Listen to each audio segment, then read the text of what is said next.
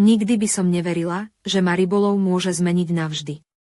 Ahojte, volám sa Katarína, mám 32 rokov a žijem v malebnej dedinke pri rieke Váh v Trenčianskom kraji. Som vydatá za Petra, muža, ktorý rybolov považuje za takmer posvätný rituál, niečo, čo je výlučne jeho svetom. Vždy ma odmietal vziať so sebou na rybačku, tvrdil, že je to mužská záležitosť a že by som mu iba prekážala. No poslednú sobotu sa všetko zmenilo. Ako sa mi to podarilo? Sama tomu nerozumiem, ale Peter súhlasil, akurát s podmienkou, že mu nebudem vadiť. Bolo to pre mňa niečo nové, ale zároveň som cítila zvláštnu zvedavosť. Rybolov bol pre Petra viac než len hobby, bol to spôsob, ako uniknúť každodennosti, ako sa spojiť s prírodou a zároveň sám so sebou. Vyrástla som síce na dedine, no ryby som chytať nikdy nechodila. Preto som sa rozhodla, že tú noc nebude len o rybách, ale aj o mne, o skúške trpezlivosti a možno i o niečom viac, čo som ešte nevedela pomenovať. Keď sme dorazili k rieke ešte podvečer, Peter so svojím najlepším kamarátom, Martinom, rýchlo rozložili stany a pripravovali rybárske prúty. Peter vyzeral, ako keby sa chystal na vojnu, starostlivo rozmiestnil udice, spustil malú loďku na vodu a usadil sa na skladací stoličku, ktorá vyzerala takmer ako trón. V rukách miešal návnadu, ktorá podľa mňa vyzerala skôr ako kúzlo alchymistu než bežná návnada na ryby. Ja som si vzala jeden rybársky prút, ktorý mi Peter daroval, a rozhodla sa prejsť popri brehu. Ryby som síce chytať vedela, ale moderné vybavenie mi stále bolo cudzie. Našťastie, Martin mi ochotne pomohol, ukázal mi, ako správne nahodiť prút a vybral miesto, kde by som mohla mať šťastie. Tak sa začala moja prvá nočná rybačka, ktorá mala byť len nevinnou skúsenosťou, no už vtedy som netušila, aký zvrat príbeh naberie. Celý deň som sa pripravovala na tú rybačku tak, ako keby išlo o niečo veľké. Možno to pre niekoho znie zvláštne, ale pre mňa to bol skutočný krok do neznáma. Vyrastala som v malej dedinke pri Váhu, kde bol rybolov bežnou súčasťou života, no nikdy som sa tomu nevenovala. Petra som poznala už vyše 6 rokov, stretli sme sa na vysokej škole v Trenčíne a odvtedy sme spolu. On bol odjakživa vášnivý rybár, ktorý trávil hodiny pri vode, zatiaľ čo ja som hľadala radšej kávu a knihu. Keď mi oznámil, že ma vezme so sebou, nevedela som, či mám byť nadšená alebo v strese. Vedela som, že to nebude len obyčajná prechádzka pri rieke. Peter bol mužom, ktorý si na rybolove zakladal, a preto som cítila, že ma chce nejako otestovať, či dokážem vydržať ticho, trpezlivosť a hlavne jeho pravidlá. Cesta k rieke trvala asi pol hodinu malou okresnou cestou, zatiaľ čo okolo nás sa pomaly rozprestierala krajina plná zelene, kde sa vietor len tak šuchotal v kroví. Keď sme dorazili, slnko už začalo pomaly zapadať za kopce. Peter a Martin rýchlo rozkladali stany. Martin bol Peterov najlepší kamarát z detstva, vysoký a svalnatý muž, ktorý sa vždy správal tak trochu ako ochranca Petra. Bol to práve on, kto mi počas večera pomáhal s rybárskym prútom, keďže Peter trval na tom, že ja sa mám držať bokom a nerušiť ich. Peter sa do toho pustil s nevídaným zápalom, rozostavil prúty pozdĺž brehu, spustil loďku na vodu a usadil sa v stoličke, ktorá vyzerala ako trón, z ktorého vládol svojmu rybárskemu kráľovstvu. V ruke miešal niečo, čo nazval návnadou, ale mne to pripomínalo kúzelnícke lektvary. Cítila som, že tento večer nebude obyčajný nie pre Petra, ale ani pre mňa.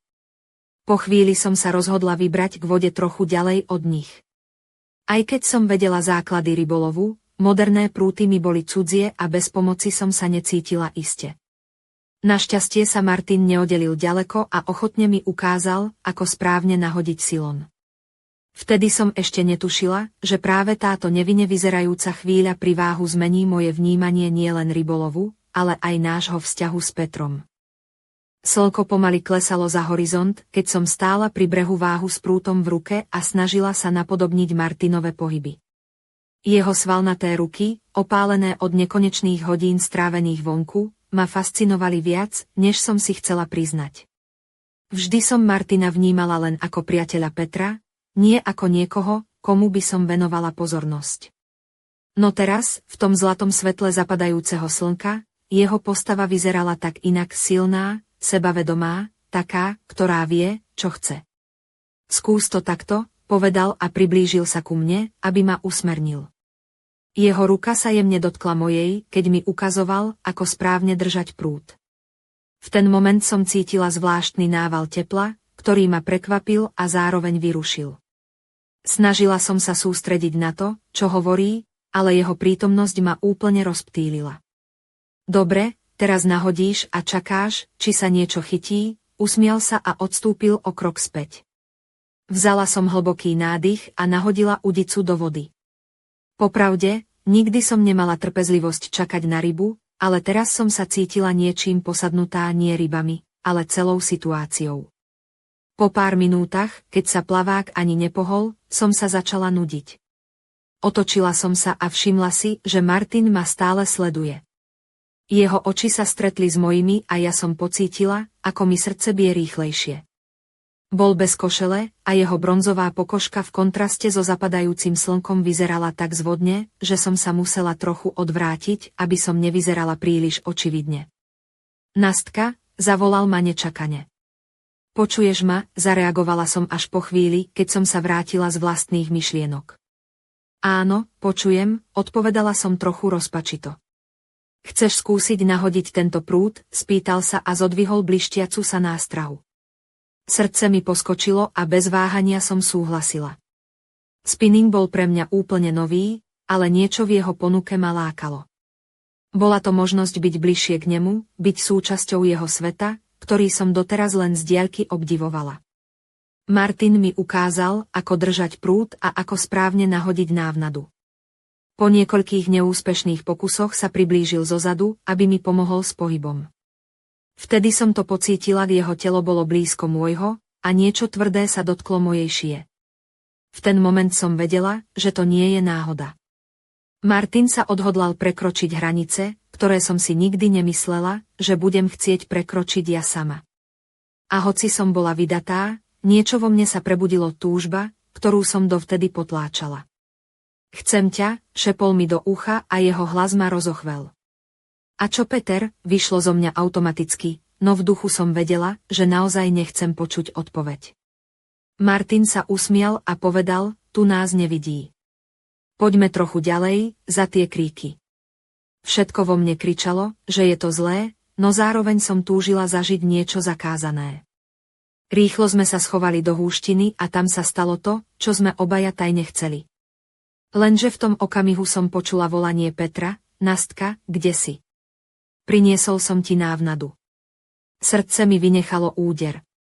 Čo teraz?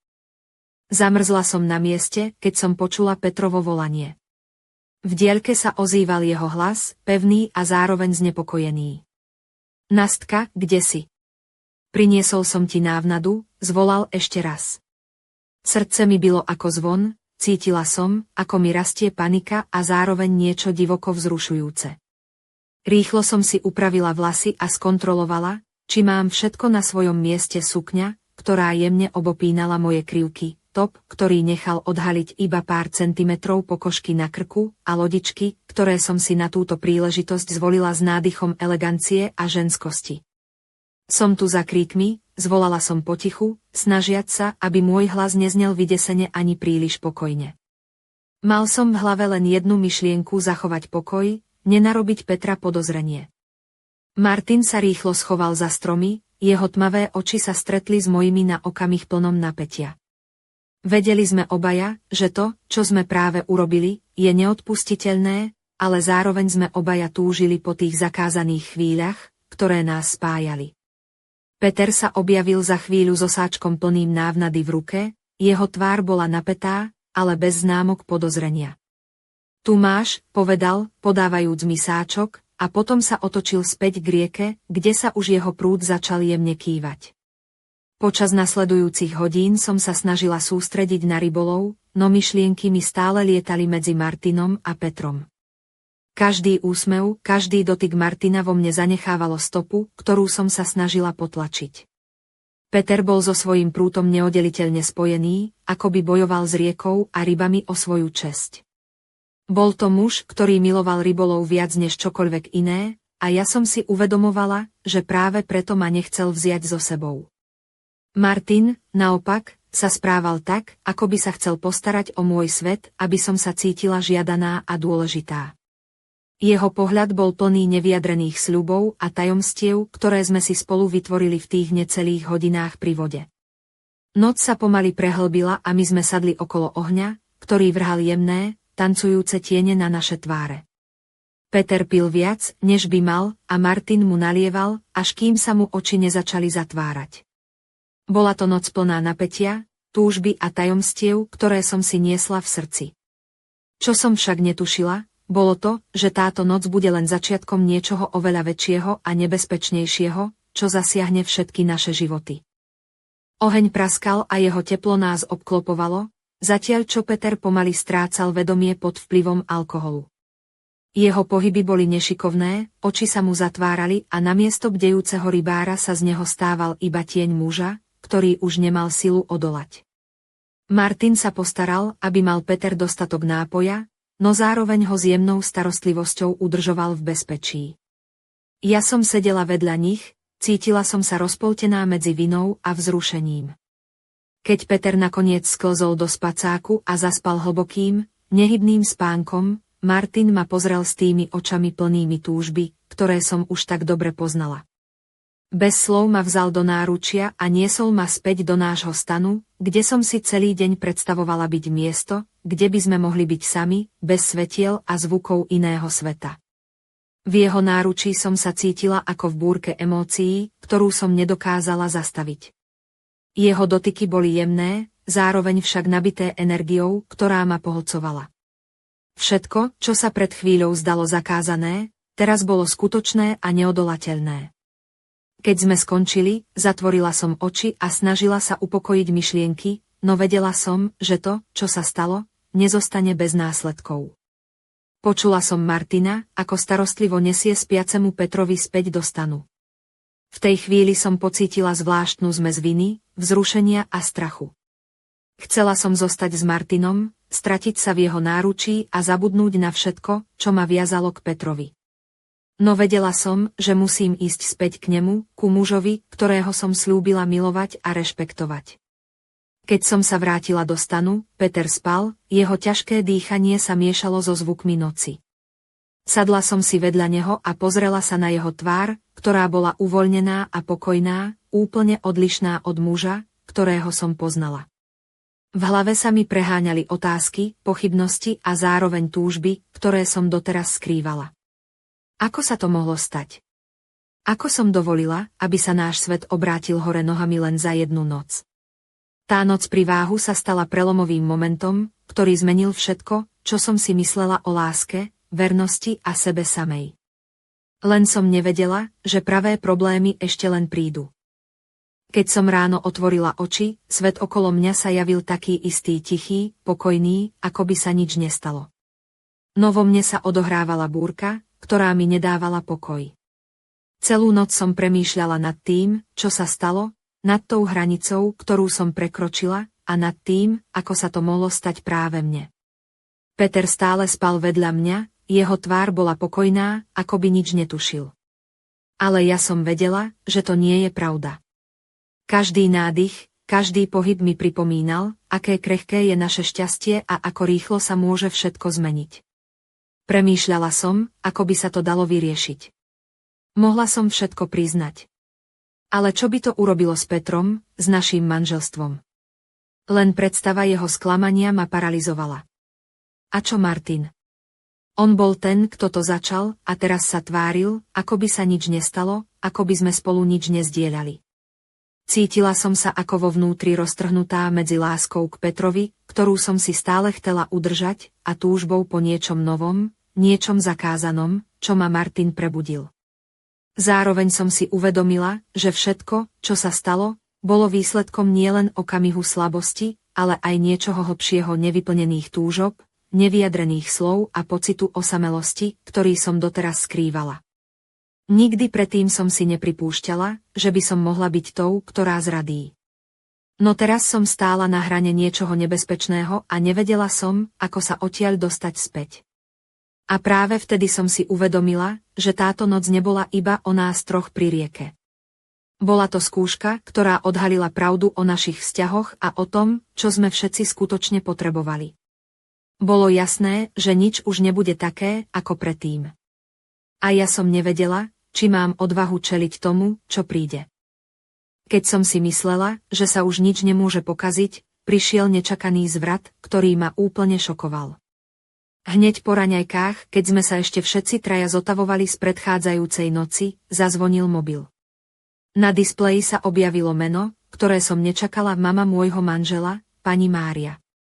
Peter zdvihol hovor a jeho tvár okamžite stmavla.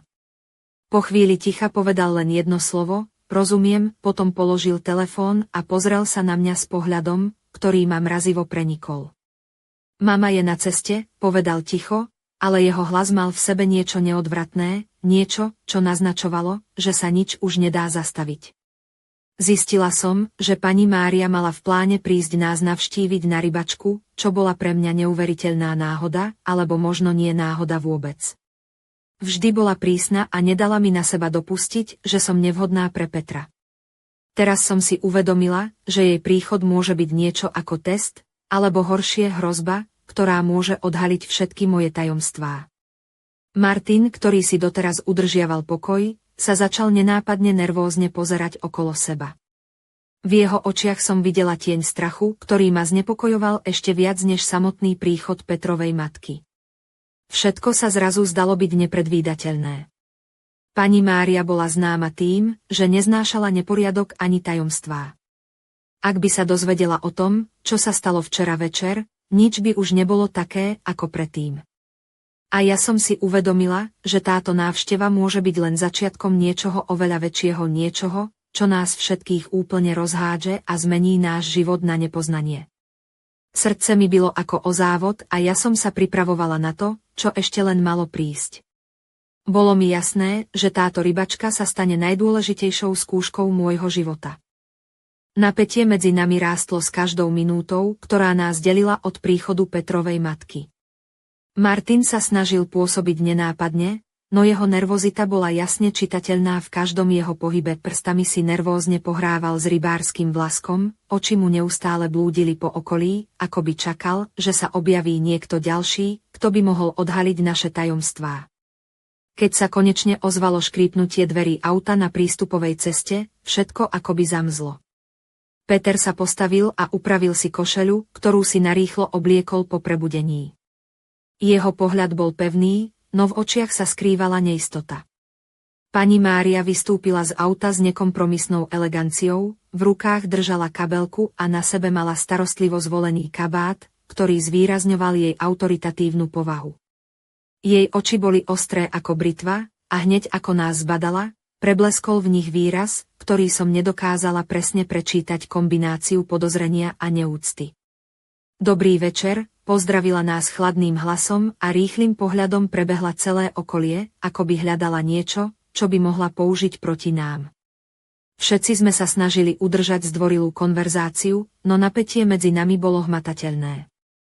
Pani Mária sa obzerala okolo, ako keby hľadala dôkaz, ktorý by potvrdil jej predsudky voči mne. Martin sa snažil udržať pokoj, no jeho pohľady smerovali najmä na mňa, ako by sa ma snažil varovať pred tým, čo môže prísť. Bolo jasné, že nás oboch spája viac než len priateľstvo s Petrom, a ja som cítila, ako sa v mojom vnútri znova prebúdza ten zmiešaný pocit vzrušenia a strachu. Pani Mária sa rozhodla, že zostane na noc, čo znamenalo, že žiadne tajomstvá už nemohli zostať skryté. A v tej chvíli som vedela, že všetko, čo sa stalo, bude musieť výjsť na povrch, či už budem pripravená, alebo nie. Tá noc pri váhu sa stala začiatkom niečoho, čo som si ani vo svojich najhorších predstavách nevedela predstaviť. A ja som sa mohla len modliť, aby som to všetko zvládla. Napätie v našom tábore dosiahlo nepreniknuteľnú hranicu. Každý pohyb, každý pohľad bol nabitý významom, ktorý len my traja, ja, Peter a Martin chápali. Pani Mária sa stala neviditeľným sudcom, ktorý s každým slovom a gestom dával najavo svoje nevyspytateľné hodnotenie našich činov. Martin sa počas večera správal ako tieň, jeho prítomnosť bola hmatateľná, no snaha o nenápadnosť bola márna. Jeho oči sa často stretávali s mojimi a v nich som čítala túžbu, ktorá bola taká silná, že ju už nebolo možné potláčať. Bolo to ako tiché volanie, ktoré ma nútilo zabudnúť na všetko okolo a ponoriť sa do toho nebezpečného sveta, ktorý sme spolu vytvorili. Peter, na druhej strane, bol ako muž, ktorý sa snaží udržať kontrolu nad situáciou, no jeho maska pevnosti sa začínala trhať. Jeho ruky sa triasli, keď si nalieval ďalší pohár, a v pohľade sa objavovala beznádej, ktorá ma nútila premýšľať, či nás toto všetko nerozdelí navždy. Všetko sa zdalo byť na hrane prasknutia, ako napätá struna, ktorá sa každú chvíľu môže pretrhnúť. Slová, ktoré neboli vyslovené, viseli vo vzduchu ako neviditeľné bremená, ktoré nás všetkých zaťažovali. V tom tichu a napätí som si uvedomila, že táto noc pri váhu už nie je len o rybolove. Je to o nás, o našich túžbách, klamstvách a pravdách, ktoré sme si nechceli priznať. A práve v tej chvíli som cítila, že sa blíži moment, ktorý všetko zmení, moment, keď sa tajomstvá konečne vyplavia na povrch a my budeme musieť čeliť následkom. Napriek všetkému som nevedela, či mám odvahu postaviť sa pravde tvárou v tvár. A srdce mi bilo ako o závod, keď som si uvedomila, že to, čo začalo ako nevinná rybačka, sa premenilo na niečo oveľa temnejšie a komplikovanejšie. V tej chvíli, keď sme sedeli okolo horiaceho ohňa a napätie medzi nami dosahovalo vrchol, ozvalo sa nepríjemné šramotenie v kroví za nami. Všetci sme sa okamžite otočili, hľadiac do tmy, ktorá sa zdala byť hustejšia než kedykoľvek predtým. Srdce mi bilo až v krku a v tom momente som vedela, že sa všetko zmení. Z hustých kríkov sa pomaly vynorila postava neznáma, no zároveň výrazná. Na tvári mala tieň, ktorý sa nedal presne rozoznať, ale v očiach jej žiaril zvláštny lesk. Vo chvíli, keď urobila krok bližšie, zbadali sme v jej ruke niečo, čo vyzeralo ako starý denník. Toto som našla pri rieke, povedala chladným hlasom, ktorý prerušil ticho ako ostrý nôž. Myslím, že by ste si mali prečítať, čo je v ňom napísané. Všetci sme zostali stáť ako paralizovaní. Denník bol akousi výzvou, ktorá nám sľubovala odhalenie tajomstiev, o ktorých sme si mysleli, že sú navždy pochované. Peter sa pozrel na mňa, potom na Martina, a v jeho očiach sa zračila zmiešaná emócia strach, hnev, no aj beznádej. Čo v ňom je, spýtala som sa so zatajeným dychom, ale odpoveď som vedela, že môže zmeniť všetko. Tá noc pri váhu sa nečakane premenila na začiatok niečoho, čo nás všetkých zmení navždy. Tajomstvá, ktoré denník skrýval, mali moc zničiť naše vzťahy, naše životy a možno aj nás samých. A ja som si uvedomila, že táto rybačka, ktorá začala ako nevinný výlet, sa stala bránou do sveta, kde nič nie je také, aké sa zdá. Teraz sme museli rozhodnúť, či budeme čeliť pravde, alebo sa pred ňou navždy skryjeme. Ale otázka zostáva, kto vlastne tú pravdu priniesol. A čo všetko sa ešte skrýva v tieňoch okolo nás.